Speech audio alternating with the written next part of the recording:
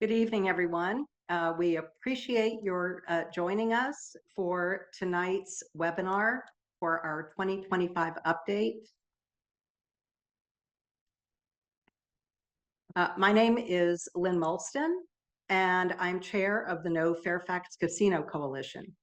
Again, I want to thank you for joining. This beautiful snowfall couldn't have come at a better time, as we saw the rate of registrations increase substantially in the last 24 hours. Let me welcome you on behalf of the No Fairfax Casino Coalition and our steering committee members, Linda Walsh, Jennifer Falcone, Connie Hartke, Sally Horn, Bill Comerford, and Chuck Anderson. We are going to keep tonight's agenda brief, hitting on the key points as we plan for 2025, allowing time for you to ask questions. You can see that we're going to have a very short history, an anticipation of what lies ahead, a plan of action, of course, the Q&A. We're going to be doing a short poll, and then we'll be going into more detail about our planned lobby day and trip to Richmond. But before we get into everything, let's start with taking a brief look at where we've been. The bill, SB 675, was continued to 2025 in the Finance and Appropriations Committee. One of the key dates, and I realize the type is very small here, but one of the key dates here is bracketed, and that is February the 6th. And this is actually the date that Senator Boysko attempted to PBI this bill, and that would be pass by indefinitely, basically killing it. Well, that didn't work, but it did get passed over for 2025. But after the February the 6th date, the November 19th date is key in that that was the last date for action. So essentially, this bill died. We essentially scurried to put together our grassroots opposition effort. We delayed the bill. We did lobbying trips. We did a letter writing campaign, which many of you participated in, and we really appreciate it. We attended Board of Supervisors meetings and public comment periods throughout the year. We built a new resources tab on our website with fact-based research. We held a leadership webinar with a community toolkit. We analyzed and reported on the crime data from MGM National Harbor. We hosted a community forum and attended community events. We presented to homeowner and civic association groups. And in 2024, the partners in opposition that are listed on our website grew in numbers across the county, including influencers such as former Congressman Frank Wolf, former Congresswoman Barbara Comstock, no relation to Comstock Development, who is behind this bill. And of course, the retired National Defense Group that is substantial. And all of our volunteers did this with small dollar grassroots donations. So let's look at the planning, our planning for 2025. This is the at-a-glance calendar that we are working from. And some of these important dates that you can see, January the 8th is going to be the start of the state legislative session, and pre-filing of bills end at 10 a.m. We expect that not Senator Marsden, but Senator Surabel is going to be introducing a new casino bill. We have not seen it yet. On January 13th is when we are planning our lobby day. January 17th is the bill cutoff. And February the 4th is crossover. Now, this is an important date. We don't want this bill to cross over from the Senate to the House, or if this is going to be introduced in the House, we don't want it to cross over from the House to the Senate. So our goal right now is to kill this bill.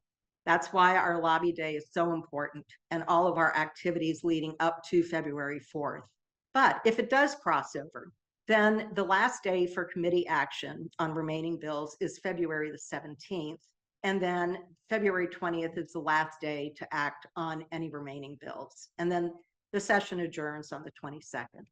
So our plan of action, we believe that it is doable for us to get 20,000 signatures on the No Fairfax Casino petition. Today, we have well over 11,000 signatures, but for comparative purposes, in 2022, Fairfax County's registered voters totaled 788,000. So 20,000 signatures is a drop in the bucket. I think that we can get 20,000 and we can do even better. If you've already written letters as directed on the No Casino Coalition website on our Take Action page, thank you so much. But please consider asking your friends and neighbors to take action now. We anticipate that additional letter writing campaigns are going to be necessary. The need is going to change with the path of the bill, but we will let you know what action is needed. And it's important to act quickly before votes are taken in committee. Again, socialize this with your friends and neighbors. You can, if you can, get faith-based groups, businesses, elected officials outside of Fairfax County and other groups and individuals to make personal appeals to state senators and delegates. It would help greatly. And then finally, please donate. We are an all-volunteer coalition, and we do not accept donations from any casino entities. You can see the breakdown of donations from our supporters. Many of our donations are very small, again, grassroots supporters. And if you look at the average donation from this number here is $130.06. So we would really appreciate your help in having your friends and contacts help us with financial support. And just so you understand, our expenses in 2024 exceeded $3,200. That went to support yard signs, patch advertising, tables at community events, web hosting, and securing McLean High School for our community forum, among others. In 2025, we anticipate expenditures for advertising, yard signs, buses to Richmond, which can total anywhere from $1,600 to $2,500, hosting community forums and participating in community events. Now, before we get to our Q&A, we'd like to do a brief poll to understand how many of you are interested in joining us on our lobby day trip to Richmond. You don't need to speak. Numbers matter. And we don't know what the schedule is going to be, but we really, in order for us to start thinking about securing an appropriately sized bus, we would really appreciate knowing how many of you think you might be able to participate in our lobby day. Okay, so for those of you who are not planning to join us for lobby day, we will be spending the last 15 minutes reviewing those details. So we are going to be going into Q&A now, but for those who are not planning to join us for lobby day, I want you to feel free to stay on after the Q&A, but we want to thank you for attending. Our growing base depends on supporters like you to act when needed and help us spread the word. Please invite your friends and neighbors to join this fight. Numbers do matter. I'd like to open it up for the main reason that we're meeting, and that is for you to ask your questions. We are energized and ready to carry this fight into the 2025 legislative calendar. As one, we can kill the bill. Thank you again. Now we're going to open it up to Q&A. If you'd like, I'll start with the first question, which states, I am not sure. If I'm not sure that I signed the petition and I sent an email, will the system prohibit me from signing or sending again? Yes, the system will recognize your name and your address, so it will not let you send in a second petition. So please go in and at least give it a try. Thank you. Okay. And there actually are there was a while ago, I think last year or maybe even the year before, when there was a threat of a casino in Reston, there was a change.org petition that was out there. So the petition that we have on our website is specific to this Fairfax County casino. We have a request for the timeline slide again, and if you'd like to put that up in a moment, I'll read the next few questions. Are any taxpayer dollars supporting this project? Taxpayer dollars? No. Do you have a list of legislators' contact info for letter writing on your site? Yes, that would be on the Take Action page, but we will be updating that Take Action tab with new calls to action. Right, but if I can throw in there while you're getting the timeline up, this is Connie Hartke. The legislators specifically for the General Laws and Technology Committee and the Finance Committee are the ones there. They're also the ones we're going to be visiting next Monday. So good to get those letters in. They definitely take note. You use our template for what you want to say, or you edit it as you like. We're seeing your view also, Lynn, Okay. which is fine. Yes, I think it's. Well, I think what I will do as a follow-up to everyone who has registered for this webinar, I will send that calendar at a glance out so that you will have it as a resource. Thank you. Great idea. What have you heard about the impact of the letter from the former intelligence and government officials? Well, if you're asking me that question, I think that it has raised a lot of eyebrows. It's gotten a lot of attention, and it has brought to the fore a new impediment to the idea of having a casino in Fairfax County. We all know that the bill, as it has been introduced, is a degradation of the legislative process. This was not driven by the community, and it was introduced by a senator that doesn't represent us. So, Thank you. I'm going to take the next one, which is what time does the bus leave and come back? We're planning the bus to leave at approximately 6 a.m. from Reston and come back about the same time, but that will be adjusted accordingly. How and where do you sign the petition? it is on our Take Action tab on our website.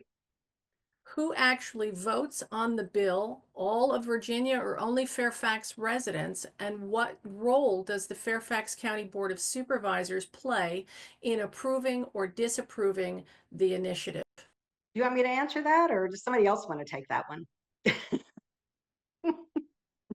This is Sally. I'll be happy to answer that.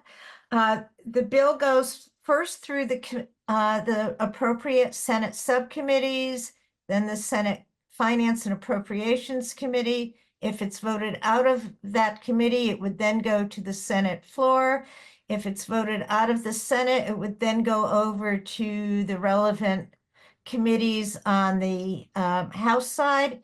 If it's voted out there, and it would then go to the governor for his signature.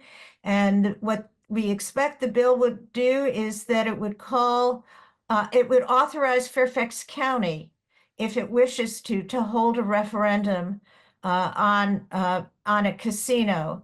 And Fairfax County's Board of Supervisors and Jeff McKay in particular has indicated that there would be study of the option, and the board could either choose to proceed and go to referendum, or it could choose to kill the idea within the Board of Supervisors. If it goes to referendum, it would be voted on by everyone who lives in Fairfax County. Thank you, Sally. Next question. If money wasn't an option, what is the most impactful thing that we could do? Connie has her hand up. Numbers of people, numbers on the petition, numbers sending in those letters, numbers going down with us to Richmond. By the way, Monday will not be the only day. I wish. I mean, perhaps we'll get lucky, and Ceraville will give up. But there'll be committee meetings, and we'll hear about them with very short notice, and we'll be reaching out again. Who can get on a bus? Senator Boysko said at our meeting in October that she wants to see at least 100 red shirts in the committee room when this bill is discussed. It really makes a difference. Thank you, Connie. Which Fairfax County state legislators are in favor of the casino and which are opposed? And the same question related to the Fairfax County Board of Supervisors. I can take that real quick. Okay, so I think as far as the Fairfax County state legislators, we probably don't know the universe. You know, a lot of people haven't publicly declared, except for Senator Marsden and Senator Ceraville.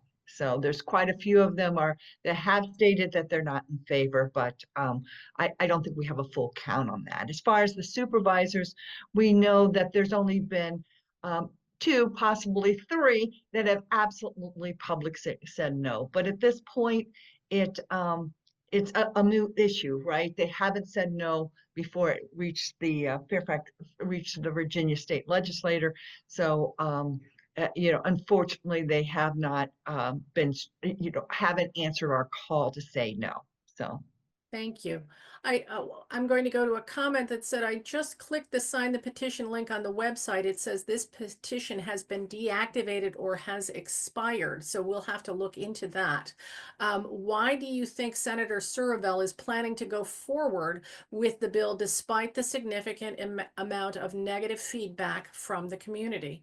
That's a good question. And we can't speak for Senator Ceraville in terms of what his thinking on this is. We can only tell you what he is saying publicly. And what he is saying publicly is that he thinks this would be good for Fairfax County. He thinks that it would mean that people who are now going to the MGM's casino would instead come here. He thinks it would increase our Fairfax County revenues and bring good jobs.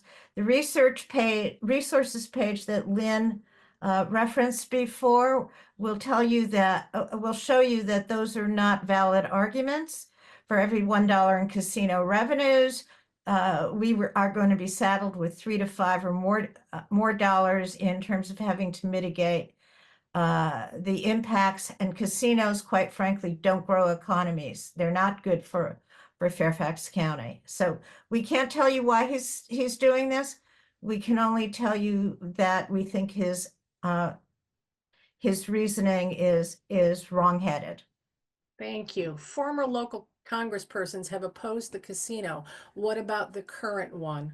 If you're talking about Jerry Connolly, we know from him that he has talked privately to the Board of Supervisors and has told them that it is not a good idea. But he feels very strongly that it is not his role right now to tell the current Board of Supervisors publicly what to do. If you feel differently, let his office know. Are there legislators in Northern Virginia that we should focus on? Anyone on the fence that we should focus on? And then I'm going to skip to the next question as well. How was Reston successful and what did they do? So maybe Connie or Lynn, if you could jump in on that one. Do you want me to take it, Lynn? Yeah, I was just Reston? fixing the, I was just fixing No, the I fixed it. petition. I fixed it. Oh, It's fixed. Please try the petition again. yes. Let's see. I'm sorry, Jennifer, could you repeat the question? How was Reston successful and what did they do? And are there legislators in Northern Virginia we should focus on? Anyone on the fence we should focus on? Well, yeah, great question for Connie or I, because we are with Reston Citizens Association. And we had a lot of help from our homeowners association, Reston Association, who hired lobbyists at no small cost to go to Richmond and to have substitute language put in SB 675, which has failed. But that substitute language is what pretty much eliminated Reston from consideration. And of course, opened up Tyson's and other areas along the Silver Line in Fairfax County, leading to our broader coalition. If I could add to something to the question about fence sitters, what we know in terms of our Board of Supervisors are that Supervisor Alcorn, Supervisor Bierman, and Supervisor Smith have publicly stated that they oppose a casino in Fairfax County. Supervisors who have not publicly stated a position are all of the other 7, including Delegate. Well, there are supervisors, if I could just interject, there are supervisors who have said, I don't want a casino in my district. Thank you. I see a thank you for what we are doing for our community, and Sally answered where Jimmy Bierman stands on this. Has the governor weighed in on the bill? No. What district does the representative that is going to sponsor the bill represent? Alexandria. Mount Vernon. Yeah, Mount Vernon, Alexandria. Yeah. Thank you. Can we share and recruit Virginia citizens from areas outside of Fairfax County, such as Alexandria, Virginia, and Arlington? I personally work in Fairfax, and as a former resident, this is important to me. I think that's Connie key. had her hand. Yeah, Connie Go had ahead. her hand Well, up. Linda's going to say it too. We need people from all over Virginia to contact their state legislators and tell them they're against it, because where the bill would go first is the General Laws and Technology Committee. There are 15 senators on there. There's only, one of them is our Senator Boysko. Another is Senator Surville, Senator Marsden, I believe. So, but there are 13 others. So yes, please, no matter where you live, contact your senator. And if it turns into a House fight, we'll be asking you to contact your delegates. And also Senator Salim has also come out Oh, yes. vociferously against a Mhm. casino. I think what we really need is those people who have contacts outside of the county. If we look at places that will be particularly hurt, or the locales near Rosie's and that. So if you have, obviously Petersburg too. So any legislators throughout the state that you think you might impact, it would be of advantage to us. Will there be another e-blast sent out that we could share with friends to send out to everyone that can be sent? Is there an option that you can take a manual petition door to door and submit it to you? When do signatures need to be submitted? Well, I think that our preference would be for people to email digitally. And I don't think that we have enough time to do a door-to-door effort. We want to get enough people signing the petition before we go to Richmond for Lobby Day. We've got a lot of work to do, and anything that we can do digitally to get those numbers in. Signing the petition and writing emails is a quick way to communicate with our legislators, to let them know that this is something that we do not want in Fairfax County. When is Senator Marsden up for re-election? Should we consider supporting anyone who wants to challenge him? We think that this is Senator Marsden's swan song. We think he's going to be retiring. So, yeah. I would like to donate. Do I just Google GoDaddy? You can go to our website. We do have a donate tab, and there are several different layers for you to donate. And thank you. Let me just say thank you so much. And if I may say, you can mail in a check too. If you go to the donate page, you Yes. scroll down and you will see the address to mail it to Reston Citizens Association. Our treasurer is taking very good care of the money and accounting for it. Be sure to write in the memo line of no casino, and that way he will put that money towards that pot. So thank you. Is there additional help from MGM or the Capital Group? May I take Connie? that? Yes. I'd like to take that one. We as a coalition made up of the Great Falls Citizens Association, McLean Citizens Association, Reston Citizens Association, Northern Virginia, I'm sorry, Tyson's Community Coalition, Sally, the town of Vienna, we have made the conscious decision to not accept money from any casino organization. Now, you will, in fact, read on the patch today. It was brought up again because they were talking about MGM, because MGM is fighting this very much. A casino in Tyson's would take people out of their casino from time to time. When we went to Richmond last year, the first bus trip, we suddenly had noticed that we needed to go, and we had to act fast.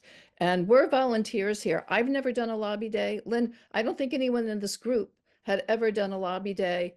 And at that point, it was just Reston, by the way. We didn't have all these other good groups throughout the county helping. Lynn was looking up how to rent buses. I was organizing how to get people signed up and what to tell them. And actually, a board member from the Reston Association called Lynn and said, you should call this group, Plus Communications. I think they could help you. Lynn called one guy, I called the other. The guy said, what do you need? I said, well, we need buses on Monday, or a bus. Anyway, that's how it happened. I didn't ask Plus Communications who they were, where they got their money. So the point is, we apparently got a little help early on because we didn't know that Plus Communications, one of their clients, is MGM. Now we know, and now we don't take help from Plus Communications anymore. So because they, they want to throw, and what they did, the opposition will throw coals at us, even though the opposition takes all their money from the casinos. But Thank you. Can the Board of Supervisors force this to a Fairfax County vote? I can take that again. The Board of Supervisors will make a decision if and when, and hopefully never have to get to that place. Legislation is passed and they have reviewed all of the ramifications of having a casino in Fairfax County, both plus and minus. If after all of that, they think that there should be a referendum, they will authorize a referendum. But that's a long way away. And what we are really trying to do is kill this bill in the Virginia Senate. And Sally, if I could just jump in and add, Sally's description is based upon the bill that was introduced last year. We have not seen the bill that will be introduced this year, so it could, in theory, bypass the Board of Supervisors and force a referendum. This is one of the reasons we're very concerned, because Virginia's a Dillon law state. The state legislature can, in fact, force these things onto local jurisdictions. We're very hopeful that any legislation would not do that, but there are some very aggressive, deep-pocketed people on the other side who see dollar signs in their eyes for a casino in Northern Virginia, and that's why we need to really remain vigilant. Thank you. Can the bus from Reston stop at the Rotunda? Right now, we are looking at logistics, but that has not been finalized. So we will get the word out with final bus details. Any word on whether there will be a companion bill in the House this session? From what we heard on Saturday during the public hearing for the Fairfax County Legislative group, at this point, no one is aware of someone that would sponsor that bill, but we are watching that very carefully. Why does the legislator want to have a casino in Fairfax County? I think that possibly we've answered that. If someone wants to take a quick stab, go ahead, Connie. Just really fast. We need to be really clear on who's pushing this. The real group pushing it is one of the big casino operators, or both, Wynn and WYNN, or Hard Rock, or both.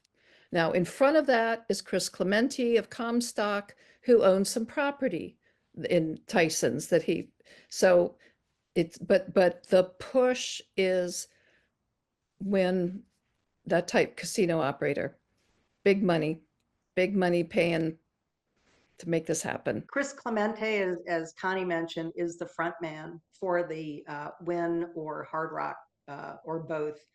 And again, this legislation is not community driven. So it's, that's that. How and who can we reach from the labor unions that are supporting a casino in Fairfax County to change their mind? They should be concerned about the negatives and not just employment. Lynn, do you have a contact? Yeah, yes, I do have a contact. And actually, I introduced myself on Saturday to Virginia Diamond of the AFL-CIO and said, why don't we align and why don't we go together and try and get this entertainment district developed without a casino? That would be great. Then they would have all the jobs. It would be a win-win. So her response was, let's talk. So we're going to pursue that. I'm going to read the next three questions. I believe we've answered a few. Has Youngkin taken a stand on the bill for a Fairfax casino? What does the anticipated sponsor get out of this? Campaign contributions from Comstock developers, and we just heard about where the board stands. So, Lynn, do you have a comment? I kind of think I'd like to give that one to Chuck. Which one? The campaign contribution? Yes. Yes. Sadly, Virginia has some of the least restrictive campaign finance laws in the whole nation. Delegates and senators can accept unlimited amounts of campaign contributions. There has been numerous reports about contributions that have been accepted by senators across the state, by casino interests. So it's no doubt a factor in the politics of this issue. It's a very big factor.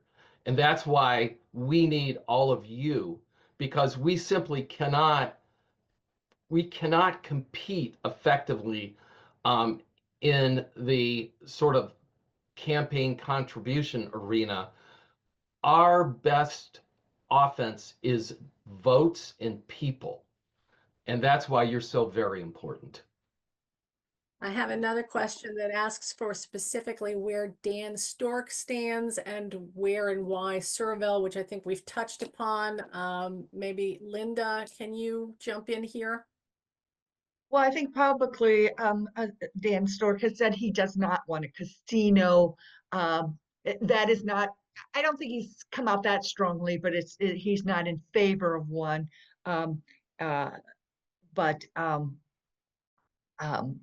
That's basically where he stands on the issue. He hasn't ruled it out. I would say that most of them are whispering behind the scenes that they're not for this, but they're not publicly stating it. So I think that he and a couple of others have actually said they don't want a casino in their district. They have not spoken. They are essentially fence sitting. Yeah. I think they have also, a couple of them, Sally, have said that they don't think it's appropriate for Fairfax County too, but they just haven't, taken the leap over the fence, like you said. So thanks. And we've covered where Senator Surville stands. Where does Paul Krizik stand? And then we have a question regarding the 755. Yeah, we talked a bit with Delegate Krizik at Saturday's legislative session, and I don't know that he will, stand in front of you and say, "Oh, I'm against it," but he certainly indicated quite clearly that he is not in favor of it. I have a question. Where do I get the No Casino shirt? If you would email me, jfalcone@gmail.com. I can make arrangements if you are a size small or medium. Other than that, we suggest you wear red if you're getting on the bus with us. Those are the sizes that we have left. We've covered where the senators and the delegates stand at this point, and I've received a text that states that the petition is now working.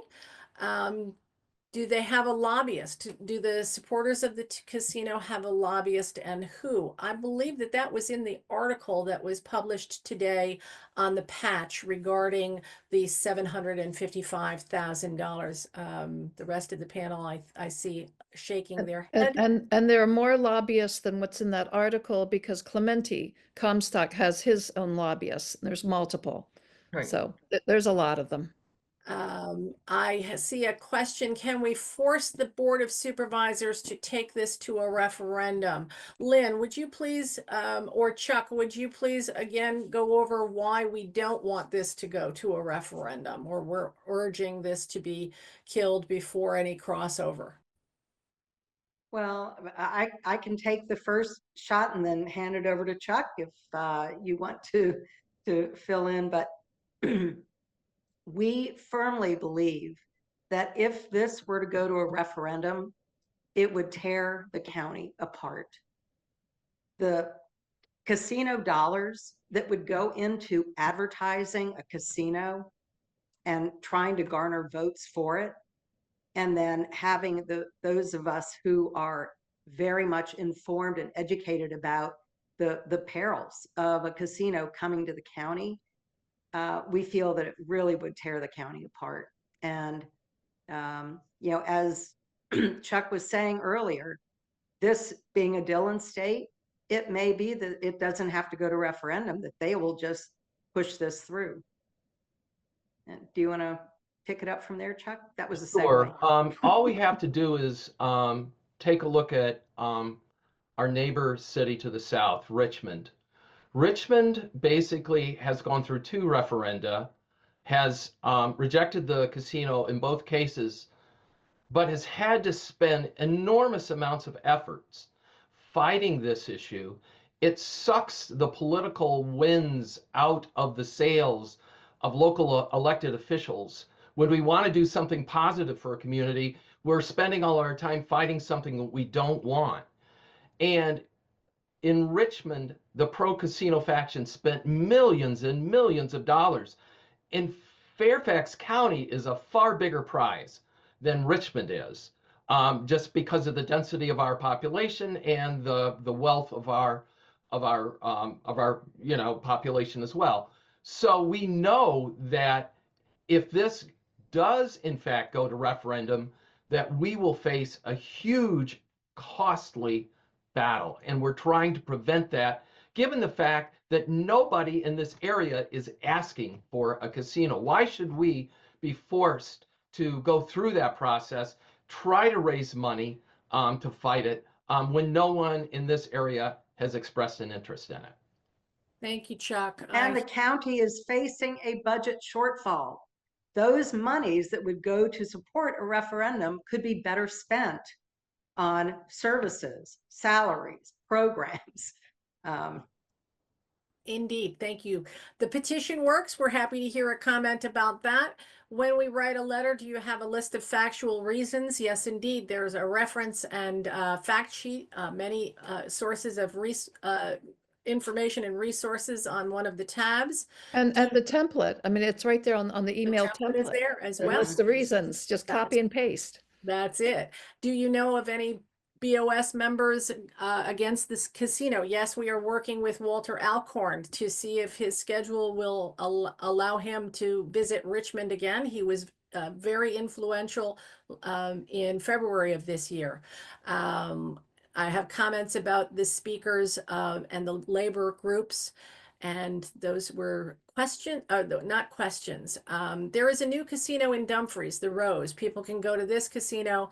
Technically speaking, that's not a casino, it's a gaming room. There is a difference between slot machines and table games, but I wholeheartedly agree that we don't need another one of this type of establishment.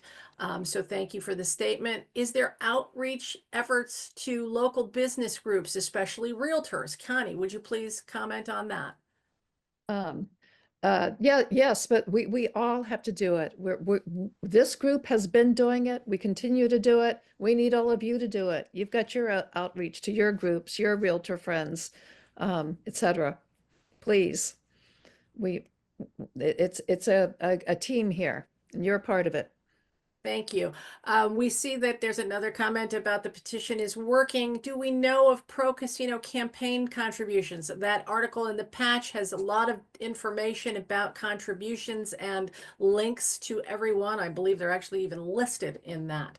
On the webpage also, on the resources, who should we be contacting? That's all there in the resources, I believe. Has anyone correlated FBI and other law enforcement agency data with the extent of crime that casinos attract? Lynn, can you go over the crime sheet statistics that we put up in our last town hall briefly? Yes, we were actually able to get our hands on the crime data from Prince George's County, and it was a 2-mile radius around the MGM National Harbor Casino. That data went from 2016, which is the year, I think the casino opened on December the 6th or 8th of 2016. So we assumed that 2016 data was our baseline. We looked from 2016 to 2019. 3 years of data in the number of offenses from 2017, 18, and 19 showed a remarkable 14,641% increase in the number of offenses. And we purposely removed all of the data from the outlet mall because we figured that crime would happen at the outlet mall. So 14,641% increase in the number of offenses. And if I could just add, that finding, it was very consistent with studies that have been done across the nation on the impact of casinos and crime. And the nexus is pretty clear, which is brick and mortar casinos rely heavily upon problem gamblers for their revenues. Problem gamblers account for well over half of their total revenues and possibly all of their profits. They live off problem gamblers. Problem gamblers basically, when they get desperate, resort to crimes, financial crimes, thefts, and the like, basically in order to fuel their addiction. So there's a very clear correlation between a brick and mortar casino and crime. We have some really compelling data from our neighboring county just across the river, but that is also consistent with multiple studies that have been done across the country. Thank you, Chuck. Sally, there's a question about the various schools near the proposed site. Would you take that one? And then I'm going to ask Lynn and Connie to talk about information about the petition and how it's geared towards the Board of Supervisors or General Assembly and the list of senators and the if we could put the website on the screen in a little while. So go ahead, Sally. Thank you. In terms of schools, we know that there are there are at least 3 elementary schools and other schools beyond that, which are within a mile or less of the proposed casino site in Tysons. And there are more schools a little bit further out that also middle schools, high schools, private schools that are in the vicinity also. So we have a tab of, we have a fact sheet on the website for educators and parents. I encourage you to look at that. Thank you, Sally. And over to Connie or Lynn regarding the actual legislator list and how the petition is formatted. Thank Yeah, go ahead, Connie. No, go ahead. This is, remember, voter voice, the limitation with the petition. Yeah, so the way that the petition is formatted is that we are going to be able to use this as part of our legislative package. So we will be able to report on the number of petitioners that are, and again, numbers count, the number of petitioners that are against a casino in Fairfax County. We would love to be able to report in the legislative package that we put together that we have 20,000 signatures. That's the goal. The petition can be accessed on our website, nocasinocoalition.org or No Fairfax Casino.org. I think that redirects to our website. The second tab after home is Take Action. If you go to that Take Action tab, it will have the link to the petition there. Also on that tab is the email. And within that email, if you click on send an email, it will take you to an email page. It has all of the legislators and their email addresses for you to send an email to. As Connie mentioned earlier, we have provided the language for you. You're certainly able to adapt it to make it in your own voice, which we encourage. I think the senators probably appreciate that too. But we do have all of that there for you. And if I just may add, just quickly for the technical people in the room, the petition, there is a technical reason why the petition is geared towards our county supervisors, but we can still use those numbers when we go lobby in Richmond. The technical reason I won't go into, but suffice it to say that the Virginia legislature, their IT team will filter out and block and not allow through hundreds of emails that come into every Senate legislator. It just won't work with a petition. Or maybe if we had more money, maybe if we had a lot more money, perhaps we could buy a tool that would get it through. But with the wonderful tool that we're using, this is our limit and it is working. So please sign the petition. We'll get it to the right people. Thank you. I have a request to post the list of senators who would be on the first committee to consider the bill so that we can write to them. That list is right there on the Take Action page. Go to the email campaign, scroll down, and there are the senators that are on the general laws. All those senators that you see there are on the general laws and technology committee. The finance committee is a subset of that, so they're all covered there.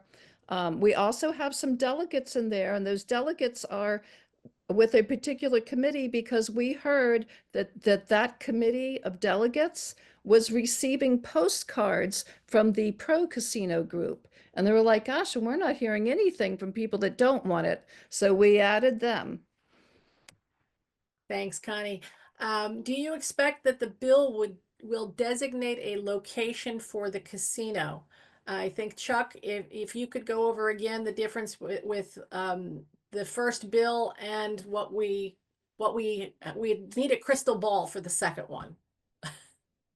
Yeah, so SB 675 did identify a limited area that would be eligible for a casino. There was some discussion as to whether it was limited to one particular site in Tysons or might cover more than one, but for all practical purposes, it limited it to a site that had to be very close to a Silver Line metro and had to be within Tysons. Whether or not the new bill will have that kind of restriction or might choose some other location in the county is a very good question. We've heard of other possible locations in the county, further west, for example, but we probably won't be able to really know what location is being targeted until we see the bill drop in January. Thank you. I have attendees that have been very patient with their hands raised since the beginning of the webinar. So I'd like to take we have 3 or 4 at this point, and I'm going to ask them to be cognizant of what questions we've already answered, but I'm going to allow Dominica and Ray Lopez to talk, and then we can take their question and go back to a couple that are still in the Q&A and then go back to the rest. So Dominica and Ray, please let us know what your question is. I'm wondering if we've contacted the private schools like Madera, Little Langley, Potomac, the religious-based schools. Also, what about the people who are living in all those very expensive apartments and the retirement communities in Tysons? How have we contacted them? Thank you. I'm going to let Sally answer about the contact for the residences, and then I'm going to segue for the school question and combine it with another one in the list. So go ahead, Sally, about the residential areas in Tysons.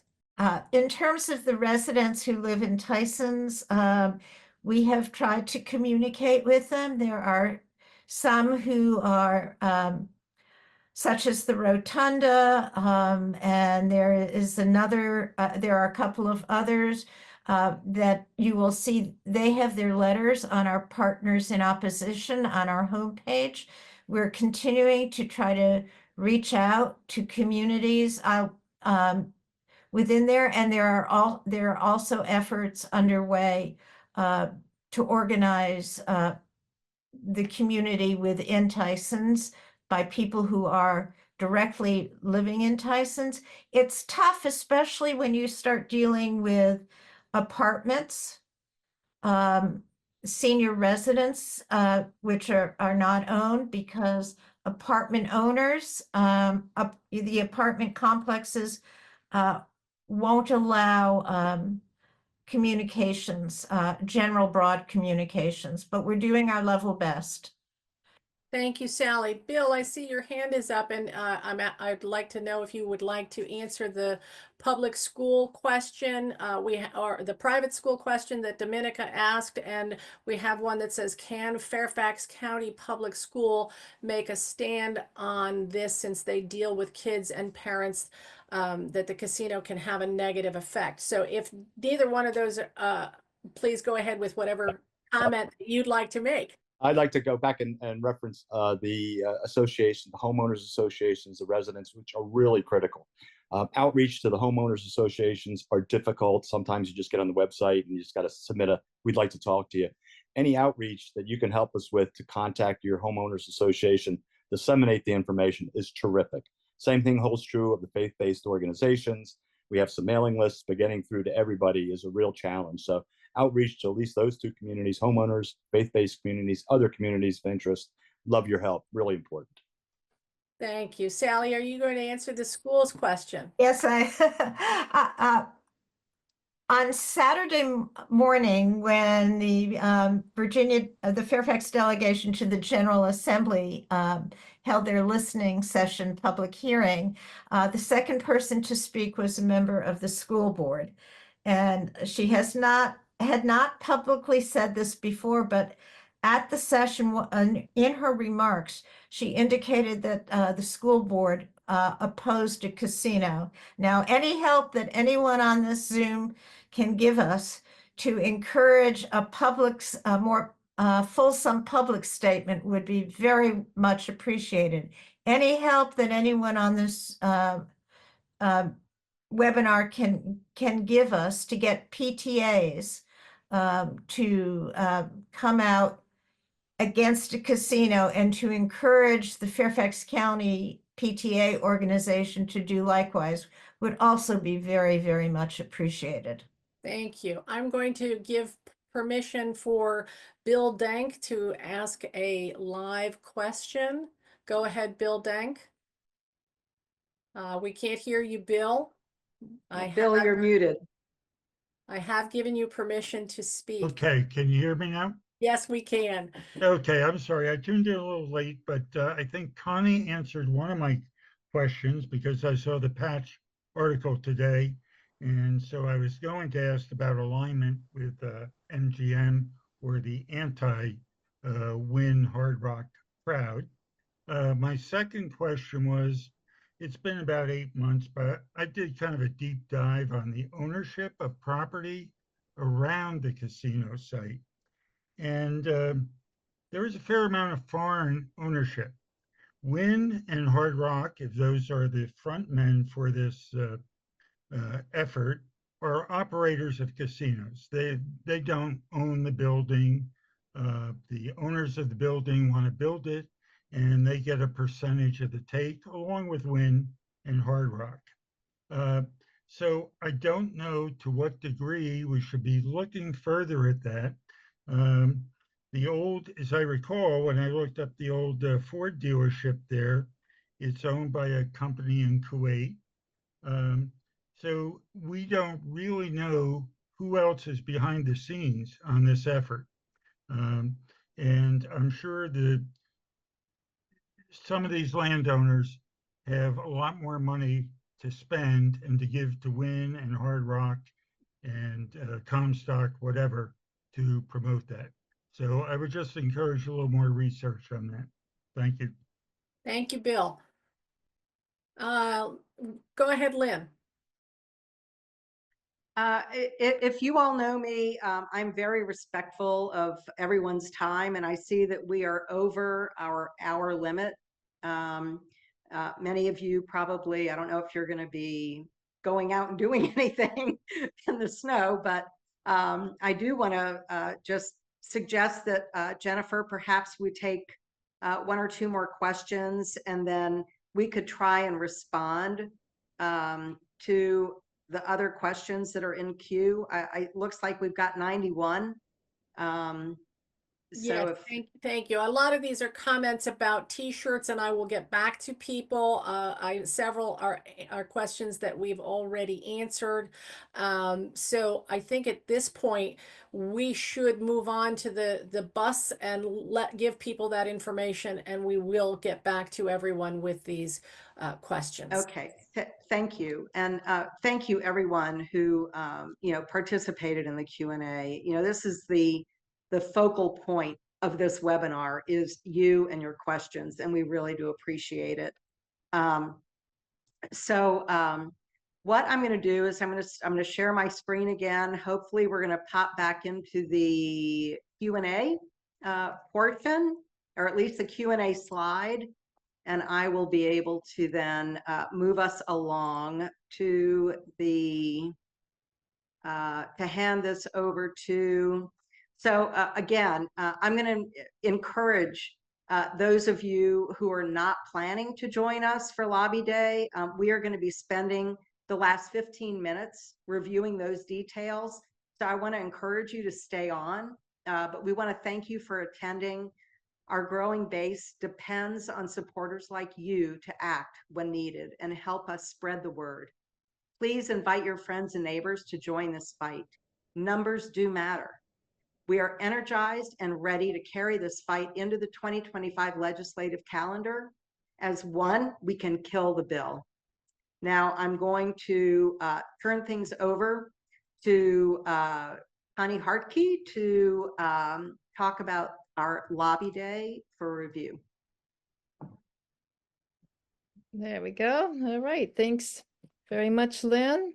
Mm-hmm. So I was involved in 3 trips to Richmond last January and February, and I'm sure I recognize a lot of the names that have come in asking questions. Quite a few of you were involved in at least one of the bus trips. So the dress code is business casual. When you go there, you'll see many people wearing suits. Those are mostly the paid lobbyists. It is fine to go in a red, anything with red will help. And I do think we may have someone who may bring some t-shirts she has.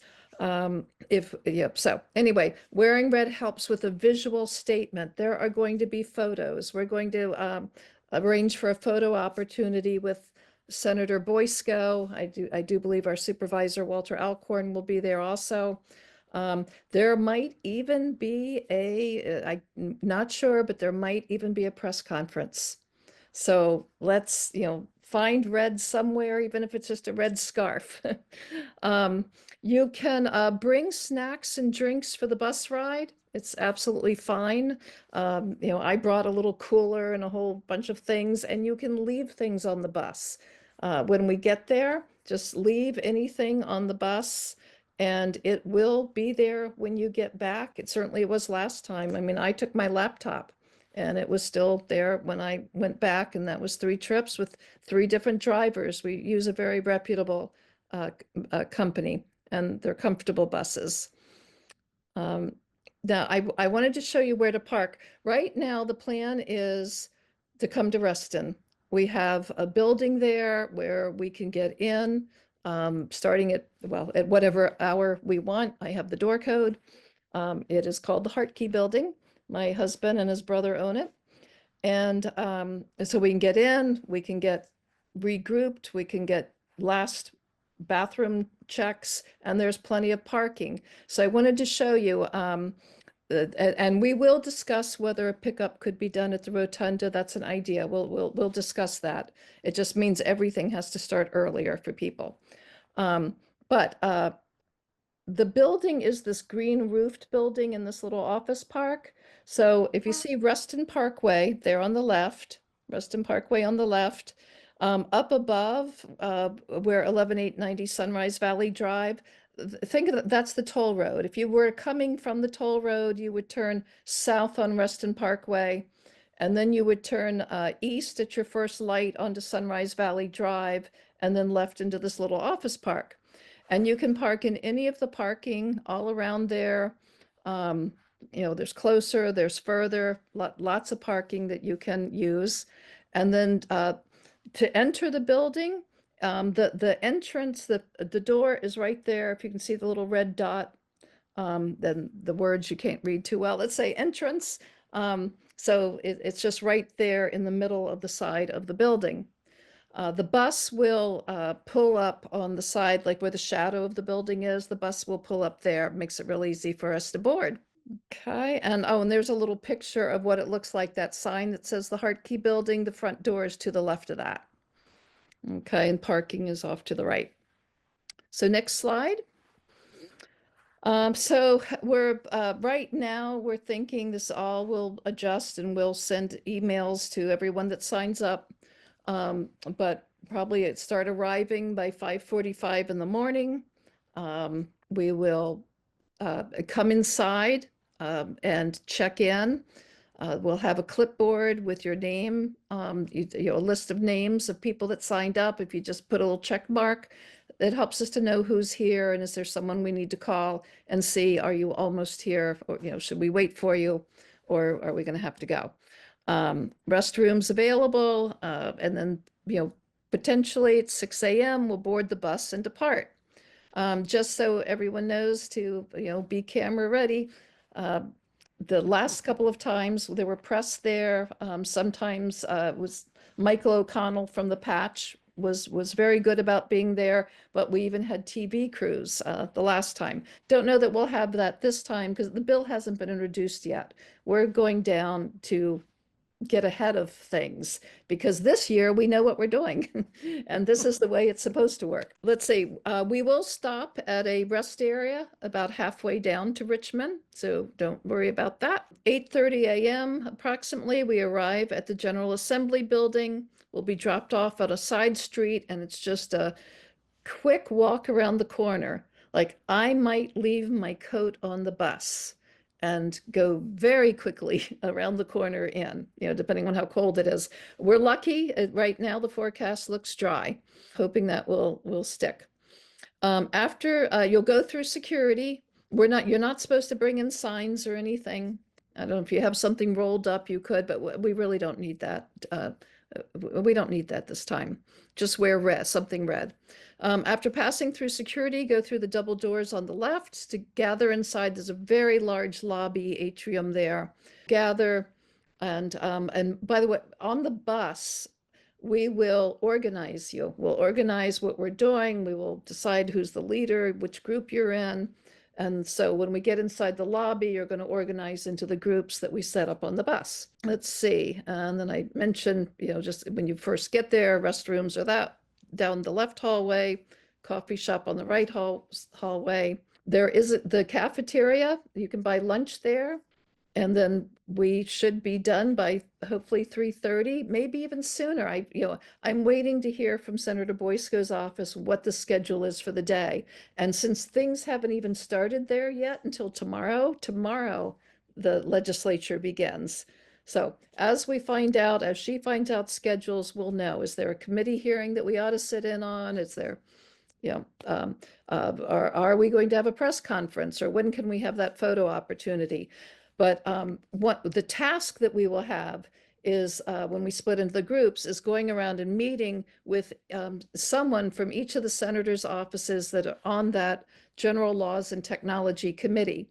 Well, we might meet the senator. We might just talk to an aide. We will have packets of information for you to leave. So it's, there's 15 of them. So we'll hit each office with some number of us. Then we'll reconvene in the lobby and head back to the bus that'll be waiting for us and arrive back in Reston by 6, maybe earlier. I can't say it, but at this point, plan on till 6 o'clock. And I think that's it. That might have brought up more questions, but our plan is tomorrow to send an email, a follow-up email to this, and it will include the form to actually sign up if you believe you can come. If you've got a strong sense that you can come, put it in. Something changes, you can always let us know, but we'd love to have you. Anything I should add that anyone else can think of? I think there was one item, and that was to maybe bring some cash so that you can tip the driver. Yes. It's a nice thing if you can. It is a nice thing to Yeah. do. Thank you, Connie. Really appreciate it. Thanks, Lynn. Well, I want to thank everyone again for attending. As I mentioned earlier, this growing base really depends on supporters like you to act when needed. And some of the things that I want to bring to your attention immediately is, if you want to be in the know first, the first place to go is our Facebook group. If you haven't joined the Facebook group, there are only 3 questions that you have to answer.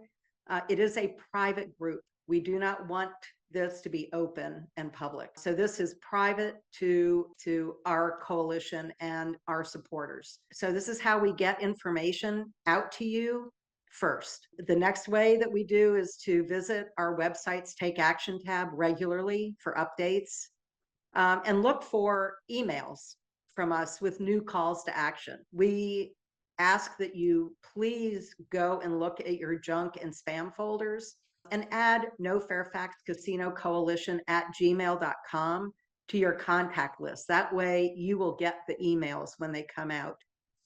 If we send an email, it's going to require immediate action. And then you can look for, as we mentioned, you can look for a follow-up email with lobby day information and a link to register for the bus. Again, thank you for helping us spread the word. Please invite your friends and neighbors to join this fight. Numbers do matter. Again, we are energized and we are ready to carry this fight into the 2025 legislative calendar. As one, we can kill the bill before it gets to crossover. So thank you again. We really appreciate your attendance.